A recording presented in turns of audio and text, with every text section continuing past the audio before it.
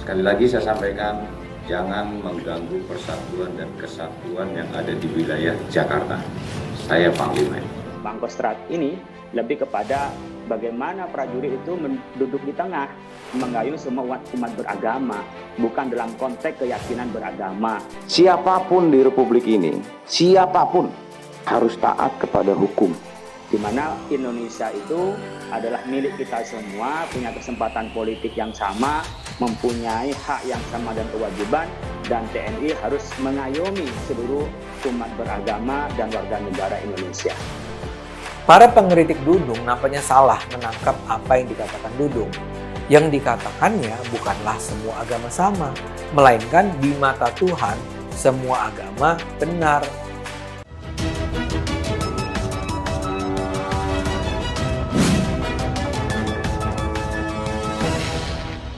Yang coba-coba mengganggu persatuan dan kesatuan yang ada di Jakarta. Kalau coba-coba mengganggu itu, akan saya hajar. PA 212 dan MUI mati kutu digulung legend Dudung. Semua orang dibuat kepanasan oleh seorang Dudung dan saya tuh nggak tahu kenapa masalah mereka gitu. Mungkin mereka masih punya dendam sama Dudung yang menurunkan baliho atau seperti apa sih nggak tahu gitu. Karena kebetulan sekali tuh. Ketika masih menjabat sebagai Pangdam Jaya tahun lalu, nama Dudung Abdurrahman mendadak tenar dan dipuji banyak warga masyarakat. Pasalnya Dudung tanpa basa-basi menurunkan baliho-baliho Rizik Syihab, imam besarnya FPI yang tersebar di berbagai lokasi di ibu kota. Suatu hal yang mengagetkan dan memberikan pencerahan. Mengagetkan karena kita semua mungkin sudah muak melihat baliho-baliho itu, memuja-muji, mendewakan, dan meninggikan Rizik, padahal statusnya kembali lagi jadi tersangka kasus chat porno, sampai media luar negeri pun menyebutnya sebagai ex-porn fugitif, mantan buronan kasus porno. Terungkap pula bahwa baliho itu tidak berizin, namun jajaran Pemprov DKI tidak juga berhasil menertibkannya, menambah kesan seakan Rizik ini nggak ada lawan. Namun begitu, Dudung turun tangan. Tak ada satupun perlawanan dari FPI sebagai pihak yang memasang baliho. Mereka hanya terdiam, bingung mau ngapain, mau melawan bagaimana. Sampai baliho Rizik robek-robek ketika diturunkan pun mereka hanya bisa melihat dengan pasrah. Sebuah pencerahan bagi masyarakat untuk tidak lagi takut terhadap kekuatan FPI yang katanya pernah menggerakkan 7 juta umat. Kekuatan itu tidak ada lagi sisanya. Apapun alasannya, TNI tidak mungkin bermusuhan dengan FPI. Saya ulangi, TNI tidak mungkin bermusuhan dengan FPI. Apa latar belakangnya? Baik FPI maupun Haji Rizik, mereka adalah warga negara yang dilindungi hukum yang tidak cacat hukum. Dalam arti kata bukan ada keputusan, kecuali sampaikan bahwa FPI itu adalah ekstrim kanan yang dilarang di Indonesia. Nah, itu baru bermusuhan. Saya pernah menulis bahwa pasca penurunan baliho Rizik, Dudung menjadi target pembunuhan karakter. Namanya hendak didiskreditkan oleh media yang terlihat mendukung FPI, yakni ketika Maijen Dudung diangkat jadi Pangkostrat, sementara media lain menyebut hal itu sebagai promosi. Satu media ini hanya menyebutkan sebagai mutasi dengan embel-embel galaknya Dudung terhadap FPI. Tentu saja sentilan macam ini tidak ada efeknya sama sekali. Mungkin karena modalnya juga nggak gede, sehingga tidak bisa mengatur banyak media.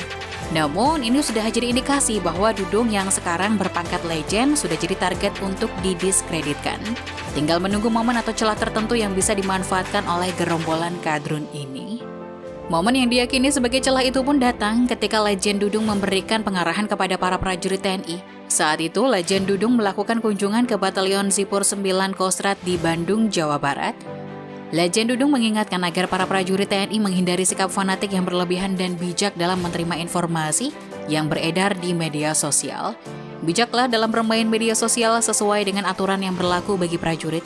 Hindari fanatik yang berlebihan terhadap suatu agama, karena semua agama itu benar di mata Tuhan. Demikian perkataan legend Dudung. Ada yang salah dengan perkataan legend Dudung? Kata saya sih perkataan itu merupakan sebuah nasihat yang bijak. Pandangan Dudung mencerminkan sebuah sikap beragama yang sangat inklusif dan tidak ingin menang sendiri. Menteri Agama Yakut Khalil Qoumas pun menegaskan dukungannya terhadap pernyataan legend Dudung, bahwa semua yang berlebihan itu memang tidak baik. Menteri Yakut juga mengamini pernyataan Dudung soal semua agama benar di mata Tuhan. Para pemeluk suatu agama pasti menganggap agamanya benar di hadapan Tuhan. Sebenarnya, kalau mau cermat, bijak, dan dewasa, dukungan Menteri Agama terhadap Legend Dudung sudah memberikan kode keras bahwa pernyataan Dudung itu tidak bakal bisa dipakai sebagai celah untuk mendiskreditkan Dudung dan memprovokasi publik. Namun namanya orang yang mungkin sudah punya dendam, ataupun memang punya tujuan buruk untuk menenggelamkan Dudung, tetap saja akhirnya pernyataan Dudung dijadikan polemik. Oleh siapa lagi kalau bukan kubu Rizik, PA212 dan MUI diantaranya. Mereka ini yang paling vokal suarakan menyerang Dudung. Pengacara Rizik, Aziz Yanuar, dengan keras sok menggertak. Dia menantang Dudung untuk menikahkan anaknya dengan cara agama lain. Juga menantang apakah Dudung berani bikin perjanjian jika ada keluarganya yang wafat lalu dikuburkan dengan ajaran agama lain. Berasa pemegang kunci surga sih ya. Menurut Ketua PA212 Aminuddin, Dudung harus lebih mengerti apa yang harus dibicarakan sebelum memberi pernyataan. Dia pun menyuruh Legend Dudung banyak baca lagi. Seakan Pangkostrat adalah orang bodoh yang tidak tahu apa-apa. Kemudian menurut Ketua Umum PA212 Slamet Ma'arif, pernyataan Dudung itu sudah melampaui batas dan wewenang sebagai Pangkostrat sehingga bisa memecah belah umat Islam dan TNI. Dia pun menyebutnya sebagai racun. Sementara itu, Novel Bamukmin menyebut Dudung salah kaprah dan sengaja membuat kegaduhan. Ada beberapa suara datang dari MUI, Ketua MUI Sumatera Barat, mempertanyakan Tuhannya siapa yang dimaksud. Dia memastikan bahwa itu bukan Tuhan kaum muslimin. Petinggi MUI lain, Wakil Ketua Dewan Pertimbangan MUI, KH Muhyiddin Junaidi, menyebut pernyataan Dudung itu sesat dan menyesatkan. Dudung diminta menarik kembali pernyataannya dan meminta maaf kepada publik karena sudah menimbulkan kegaduhan. Waketum MUI, Anwar Abbas, menyebutkan pernyataan Dudung mengandung kontroversi, salah, dan sesat. Para pengkritik Dudung nampaknya salah menangkap apa yang dikatakan Dudung. Yang dikatakannya bukanlah semua agama sama, melainkan di mata Tuhan semua agama benar. Nah, benar dan sama ini dua hal yang jauh sekali berbeda gitu. Saya kasih contoh nih misalnya ya. Legend Dudung pun sempat menyampaikan klarifikasi atas pernyataannya itu, menjelaskan konteks perkataannya bahwa dia itu adalah Panglima Kostrad, bukan ulama. Dia memiliki prajurit yang berasal dari berbagai pemeluk agama. Dia tidak mau anak buahnya sampai terpengaruh dengan pihak luar di dalam beribadah, agar tidak menimbulkan fanatisme yang berlebihan. Sebuah klarifikasi yang sebenarnya sudah jelas sejak awal tanpa perlu dijelaskan pun, harusnya mereka yang punya ilmu agama memahami konteksnya. Ucapan Panglima Kostrad semacam itu tentu melegakan mengingat ancaman radikalisme agama di negara ini. Dan klarifikasi yang kemudian semakin menunjukkan dia itu memang bijaksana dan berwibawa. Sikap Dudung ini sangat perlu didukung karena sikap pimpinan semacam inilah yang diperlukan Indonesia. Toh Menteri Agama sudah mendukung Legend Dudung kan?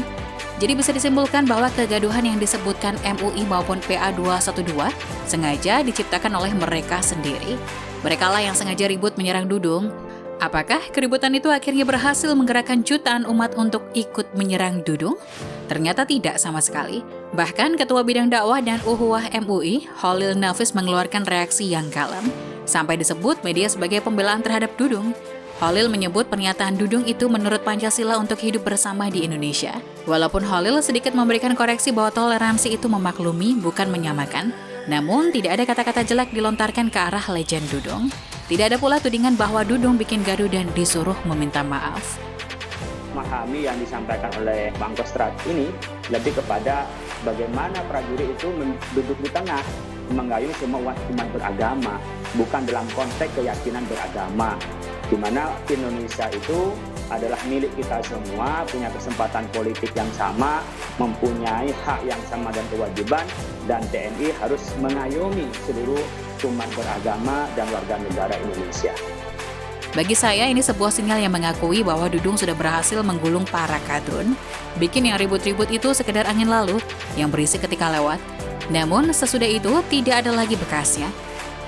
Klarifikasi disampaikan Legend Dudung dengan santuy dan telak, tanpa bisa diserang lagi oleh para kadrun. Sesudah itu, semua senyap, tidak ada polemik, tidak ada kegaduhan, boro-boro sampai ada gerakan 7 juta umat menuntut Dudung. Di tangan Legend Dudung, kadrun mati kutu, tersandung dan tergulung. Selalu dari kura-kura.